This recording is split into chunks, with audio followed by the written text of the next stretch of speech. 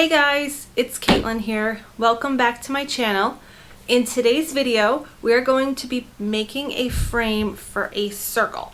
I had one board left to make this frame work. I marked my center point and I started to cut the rabbet, and 3/4 of the way through, I realized that I had not marked out my center properly. My husband had to run out to the local lumber yard and buy some lumber. So he didn't come back with just one board. He, for some reason, bought 10 boards. I have plenty of lumber to make any more mistakes that I want. Today I'm going to start out by cutting my boards to remake my frame. I'm framing a 16-inch circle and I'm going to try and get the widest frame possible out of these 1x4s. Now that I have my boards cut to size, what I'm going to do now is lay my circle down and just mark out where my edges are going to be, just to help me with placing my biscuit, because I want the biscuit to be right in the center of the frame.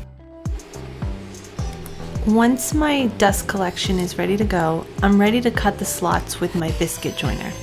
I have a straight edge clamped to my table to prevent my boards from moving. By adding these biscuit joints, it's going to give me added strength than just glue alone.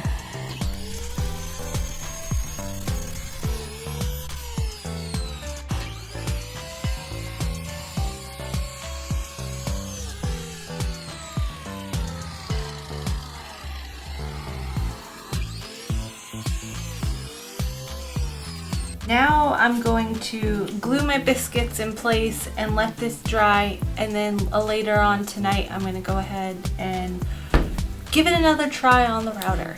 I should have mentioned earlier, this is actually the third time that I'll be making this frame. The first time I did some scrap pallet boards that I had just kicking around. I wanted to do a trial run because I've never done a frame on a circle before. So the pallets were just a trial run. The wood was not good enough to use on this sign. So then I used the one last board that I have, which turned into 10 boards and $90. This project cost me $90. Can you believe that? The kids are in bed, and this has had plenty of time to glue up, so I'm ready to cut my circle. One thing that you want to make sure is that you put your face down. I have a block of wood here screwed down. This is going to be my center point. I'm going to grab a chisel this glue off, put some sticky tape on, intentionally under where my frame is going to be, so that way it can stay stuck down on the surface, and when I get to the end of cutting out my circle, it's going to stay firmly to my surface. This is something that I've been finding really helpful around in the shop. I'm going to stick it down and then mark my center point, which is going to be where I put my router base.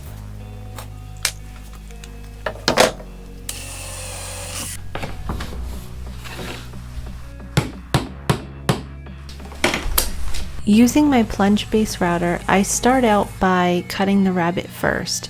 I'm doing a 1/2 inch deep rabbet and a 1/4 inch wide. After setting my depth stop, I began to make 2 passes on the inside of my frame. I wanted to cut the inside first because I really didn't know 100% if the double stick tape was going to work. So to keep it as firm as possible, I did the inside and then did 2 passes on the outside as well.